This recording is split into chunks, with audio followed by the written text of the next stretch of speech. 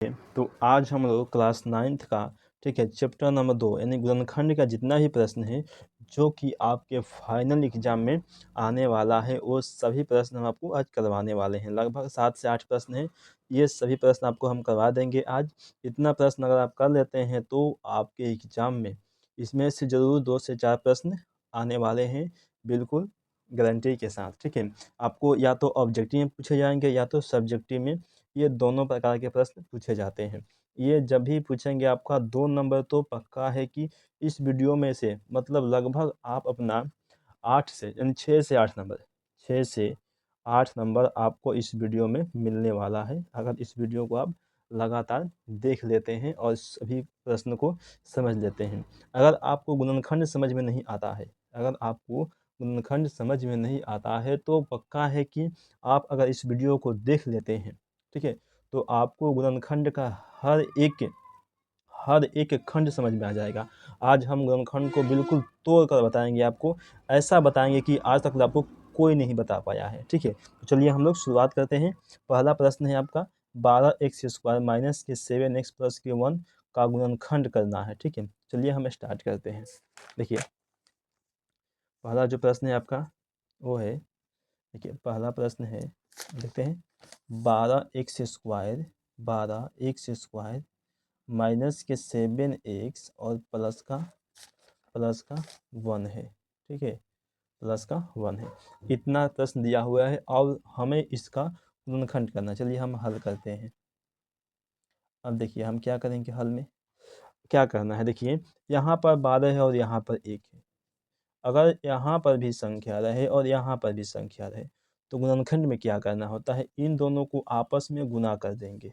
जैसे ही गुना करेंगे तो बताइए यहाँ पर कितना हो गया, 12। 12 में 1 से गुना करेंगे तो ये हो जाएगा आपका 12। ठीक है, यहाँ पर आपको लिखना नहीं है, बस समझ लीजिए कि यहाँ पर कितना हो गया, 12 हो गया। देखिए हम आपको यहाँ बगल में लिख देते हैं 12x² माइनस के 7x और प्लस में यहाँ हो गया आपका 12। ठीक है, यहाँ पर 12 हो गया। ठीक है, अब देखिए इस 12x को हम ऐसे ही लिखेंगे 12x²। ठीक है, माइनस, अब देखिए इस 7 को हमें 2 भाग में करना है। 2 भाग में कैसे करना है कि गुना करने पर हमारे पास 12 आए, क्योंकि यहाँ 12 आया है, यहाँ आया है ना 12। ठीक है, तो गुना करने पर 12 आना चाहिए और जोड़ने घटाने पर 7 आना चाहिए। ठीक है, देखिए तो हम क्या कर सकते हैं, माइनस के 3x और माइनस के 4x। देखिए 3 में 4 से गुना करेंगे तो 12 हो जाएगा और 3 में 4 को जोड़ेंगे तो 7 हो जाएगा। माइनस माइनस प्लस होता है, 3 और 4 7 हो जाएगा। आप प्लस में कितना है, 1 है तो 1 भी लिख सकते हैं। इतना हो गया, बस यही सब करना है। इसके बाद बहुत ही आसान है।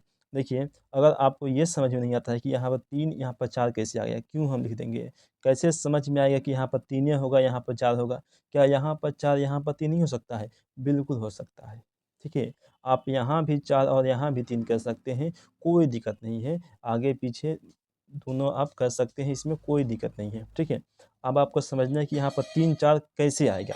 मान लीजिए यहाँ पर 7 ना रहे, कुछ कोई और अंक रहे। देखिए तो हम क्या करते हैं ना, इसका गुणन, ये जो 12 आया था हम 12 का गुणनखंड करते हैं। देखिए 2 से करेंगे तो 6 में जाएगा, फिर 2 से करेंगे तो 3 में जाएगा। क्या अब कटेगा, अब नहीं कटेगा, नहीं कटेगा। देखिए तो हमें 7 कैसे भी मंगाना है जोड़ के, ठीक है, और गुना करके 12। तो 2 में 2 से गुना करेंगे 4 और 4 में 3 से करेंगे तो 12।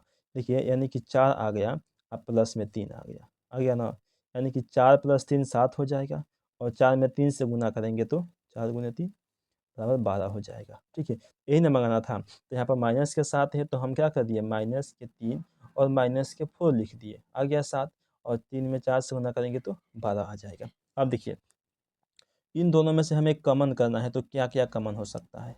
अब देखिए 3 है यहाँ पर, इसमें भी 3 है क्योंकि 3 के पहाड़ा में 12 आता है।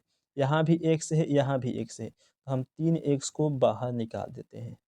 अब देखिए 3 के पहाड़ा में 12 कितने बार में आएगा, 3 चौके 12 यानी 4 बार में, तो यहाँ पर 4 लिखेंगे। यहाँ पर 2 गो x था, 1 गो x निकल गया तो 1 गो x बचेगा। अब देखिए ये पूरा का पूरा बाहर निकल गया है, 3x के 3x। जब बाहर सब का सब निकल जाता है तो 1 बचता है, कितना बचता है, 1। अब देखिए इन दोनों में से कुछ भी कॉमन नहीं होने वाला है। जब कुछ भी कॉमन नहीं होगा तो एक कॉमन होता है। इसमें से हम -1 कॉमन करेंगे। ठीक है। अब देखिए ये माइनस वाला प्लस हो गया और ये प्लस वाला माइनस हो गया, ठीक है। अब देखिए ये दोनों एक जैसा है तो इसको लिख देंगे एक जैसा, 4x माइनस के 1, और एक यहाँ पर है 3x और ये माइनस का 1, ठीक है। ये रहा आपका आंसर, पहला प्रश्न का उत्तर, ठीक है। आपको उम्मीद है समझ में आया होगा, बहुत ही आसान है, बहुत ही आसान। आपको अगर ये समझ में आ गया तो आपका गुणनखंड बिल्कुल ही आसानी से बन जाएगा, ठीक है। इसमें से गुणनखंड में से एक प्रश्न तो आपका रहने ही वाला है, एग्जाम में पक्का आएगा, ठीक है। चलिए अब हम दूसरा का प्रश्न देखते हैं कि 2 नंबर प्रश्न जो है वो हमारा क्या है। देखिए 2 नंबर प्रश्न भी वही है, लेकिन यहाँ पर एक्स क्यूब माइनस के 2x² माइनस के x और प्लस के 2, इसका हमें गुणनखंड करना है, ठीक है। इसमें एक्स क्यू लगा दिया है, चलिए लिखते हैं। देखिए एक्स क्यूब माइनस के 2x² माइनस के x और प्लस का 2, इसका हमें गुणनखंड करना है, ठीक है। इन प्रश्न है, देखिए हाँ। चलिए अब देखिए इसका हम हल करते हैं। अब यहाँ पर हमें क्या करना है, अब देखिए यहाँ पर क्यू, यहाँ पर स्क्वायर, स्क्वायर है जी, ये एक्स का स्क्वायर है, इसमें भी एक्स का स्क्वायर है, इसमें भी एक्स का स्क्वायर है।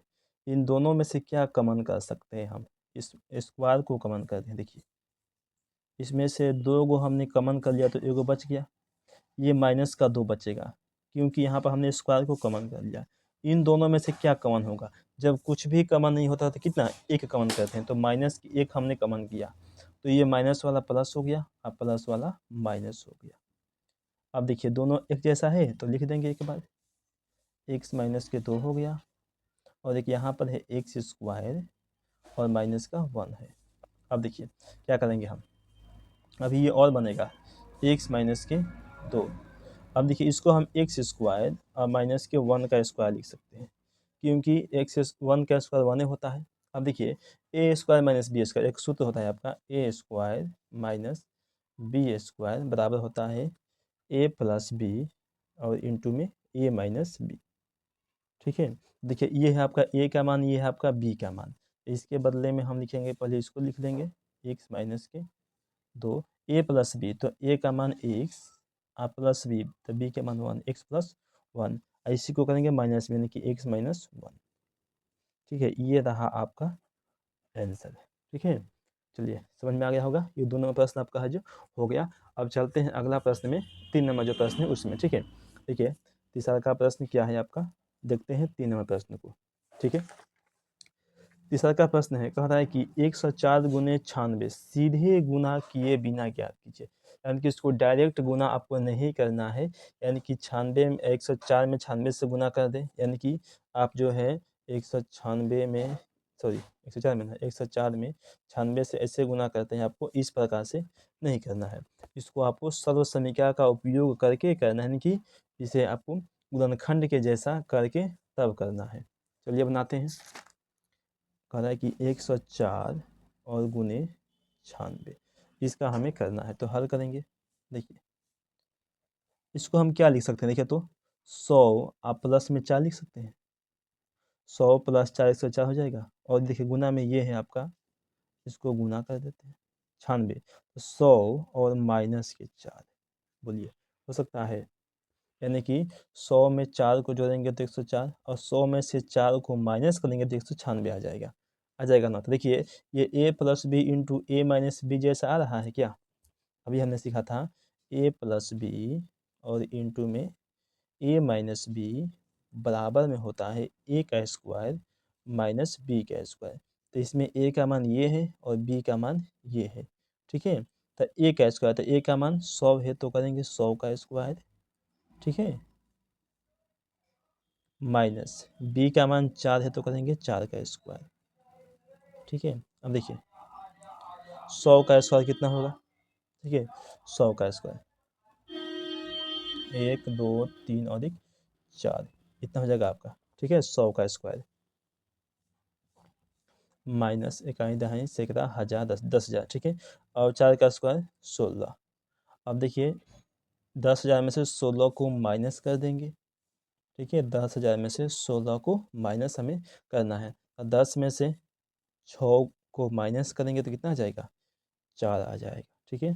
और 9 में से 1 को माइनस करेंगे, 9 में से 1 को माइनस करेंगे तो 8 आ जाएगा। बाकी ये दोनों 9 9 कहीं दाहिने से 9,984। ठीक है, ये जो है आपका आंसर हुआ। ठीक है, इतना आया आपका आंसर। ठीक है, चलिए चलते हैं अगला प्रश्न में हम लोग के पास। अगला जो प्रश्न है वो है आपका 4 नंबर। देखेंगे 4 नंबर प्रश्न जो है क्या है, चलिए उसको बनाते हैं। 4 नंबर प्रश्न है 9x² प्लस के 6xy प्लस के y² को गुणनखंड करना है। चलिए इसे बनाते हैं। कह रहा है कि 9x² प्लस में 6xy प्लस में y², इसको हमें गुणनखंड करना है। चलिए देखिए यही बन जाएगा आपका बहुत ही आसानी से। चलिए ये देखिए, ये जो आपका 9x² है, 9x² है वो क्या है, ये 3 का स्क्वायर होता है 9, 3 का स्क्वायर 9 होता है। ठीक है, चलिए हम आपको ये सब तुलने से पहले एक सूत्र बता देते हैं। किसका सूत्र, तो a प्लस बी का होल स्क्वायर, इसका सूत्र होता है आपका a² प्लस में 2ab प्लस में b²। देखिए तो क्या इसके जैसा ये दिख रहा है, a का स्क्वायर 2ab, 2a और b का स्क्वायर, तो इसको हम इस भाग में तोड़ देंगे, उसके बाद ऐसे लिख देंगे, हो जाएगा आपका आंसर। देखिए कैसे करेंगे, ये 9 जो है 3 का स्क्वायर है तो इसको करेंगे 3x का होल स्क्वायर। देखिए आ गया ए उसका जैसा, प्लस में 2 है तो 2 गुना में a, तो a का मान कितना है, ये है a का मान 3x, तो 3x गुने b, तो b का मान ये वाला है तो y। देखिए आ जाएगा 3 दूनी का 6 xy, ये है y², तो प्लस में y का स्क्वायर कर दिया। देखिए a² plus 2ab plus b², यानी कि इसके बदले में हम क्या लिख सकते हैं, a प्लस b का होल स्क्वायर। यहाँ पर a का मान कितना है हमारे पास, ये है 3x, और b का मान कितना हमारे पास, ये है y, तो 3x प्लस y का होल स्क्वायर। ये रहा आपका आंसर। ठीक है, या फिर इसको आप ऐसे भी लिख सकते हैं, 3x हो सकता है आपका आंसर में इस प्रकार से दिया हो। ठीक है, दोनों सही है, कोई बात नहीं, आपका दोनों सही है, ये भी सही है और ये भी सही है, दोनों में नंबर मिलेंगे, बिल्कुल फुल मार्क्स मिलेंगे आपको। ठीक है, चलिए अगला प्रश्न देखते हैं हम लोग 5 नंबर। देखिए 5वां प्रश्न जो है आपका वो क्या है। ठीक है, 5 नंबर जो प्रश्न है उसे क्या करेंगे, बनाते हैं। x plus 2y plus 4z का होल स्क्वायर। 5 नंबर प्रश्न है x प्लस 2y प्लस में 4z का होल स्क्वायर का, इसका हमें गुणनखंड करना है, इसका हमें गुणनखंड करना है। ठीक है, चलिए तो हल करेंगे। ठीक है, चलिए देखिए ये होता है a का मान, ये b का और ये c का, क्योंकि ये सूत्र पर बैठेगा a plus b plus c का होल स्क्वायर। लिखेंगे a, लिखेंगे माना कि, आप लिखते हैं माना कि, देखिए a बराबर कितना मानेंगे, x मानेंगे, ये रहा, b बराबर इसको मानेंगे, b बराबर 2y और c बराबर 4z।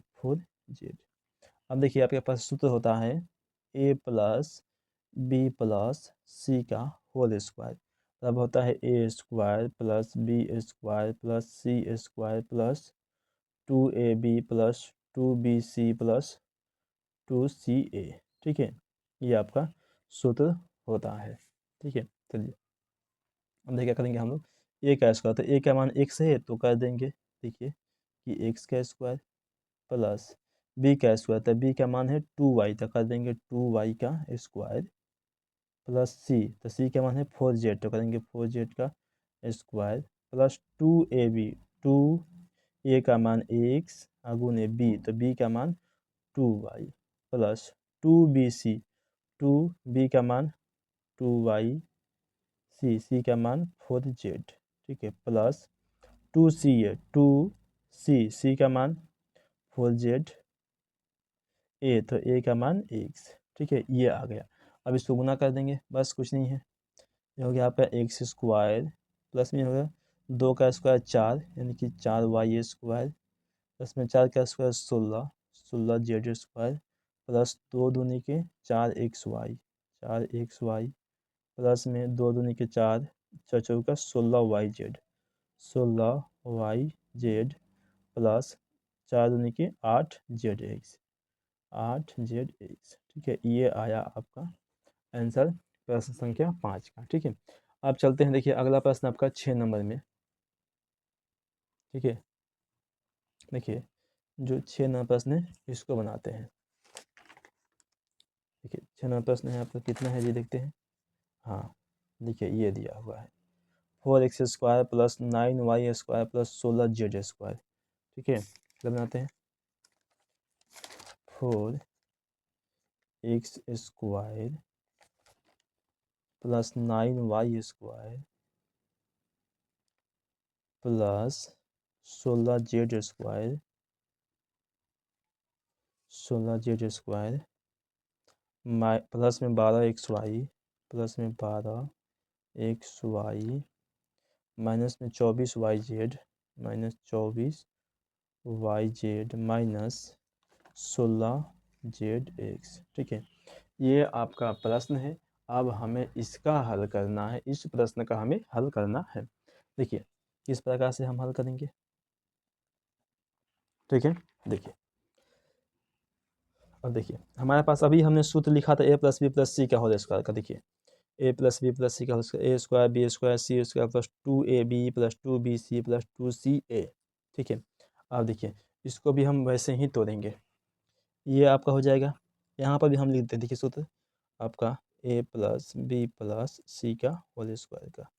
ये सूत्र होता है आपका A square plus B square plus C square plus 2ab plus 2bc plus 2ca। ठीक है, ये आपका सूत्र है, इसको आपको याद कर लेना है। हर हाल में आप इस सूत्र को याद कर लीजिएगा, क्योंकि ये सूत्र आपका 9th ही नहीं बल्कि 10th 11th 12th हर जगह आपको ये सूत्र मदद करने वाला है। अगर आगे जाकर आप कंपटीशन की तैयारी करते हैं तो वहाँ पर भी आपको सूत्र की आवश्यकता पड़ती है। ठीक है, इसलिए तो आप सूत्र याद ही कर लें।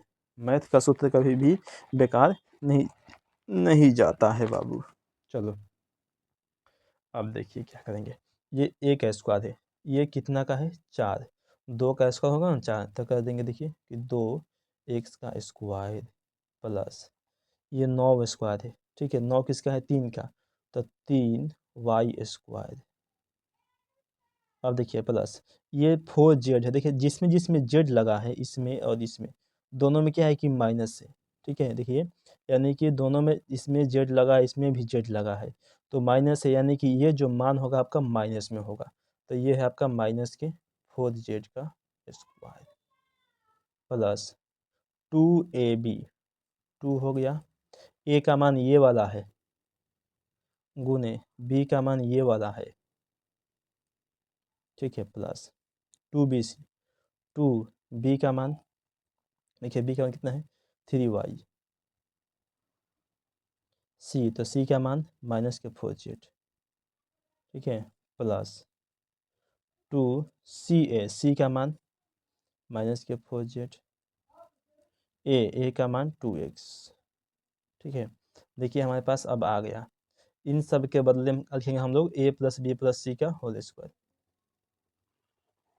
पेन खत्म हो गया, देखिए आ गया कलम चलने लगा। देखिए ये लिखेंगे हम a plus B plus C का होल स्क्वायर, यानी कि a b और c। ठीक है, a का मान है आपका 2x प्लस b का मान है आपका 3y और c का मान है माइनस की 4z का होल स्क्वायर। ये रहा आपका आंसर। ठीक है, या फिर आप इसको 2 बार भी लिख सकते हैं, वो भी सही है आपका, ये भी सही है आपका।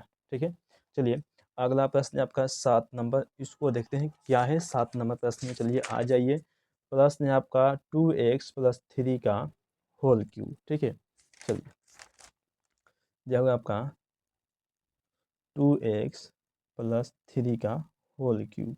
ठीक है, हल करेंगे। देखिए इसको मानेंगे a बराबर ये हो जाएगा आपका 2x, b बराबर हो जाएगा आपका 3। ठीक है, देखिए अब a प्लस बी का होल क्यूब का सूत्र होता है a cube plus B cube plus 3ab into में a प्लस बी। ठीक है, ये आपका सूत्र होता है। बस इसी सूत्र पर हम रख देंगे, हमारा जो है बनकर तैयार हो जाएगा। ठीक है, चल देखिए ए क्यू, तो ए का मान है 2x, लिखेंगे 2x का whole cube plus B Q, तो बी का मान 3 है तो 3 का क्यू हो जाएगा प्लस 3ab, 3 ए का मान 2x, बी का मान 3 इंटू में a प्लस बी, तो a का मान है आपका 2x प्लस बी का मान है 3, लिख देंगे।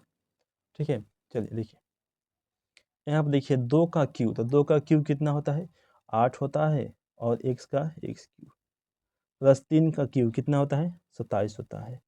आपको ये सब याद रहना चाहिए। 3 दूनी का 6, 6 3 की 18, 18x इंटू में है आपका 2x प्लस 3, ये रहा आपका आंसर।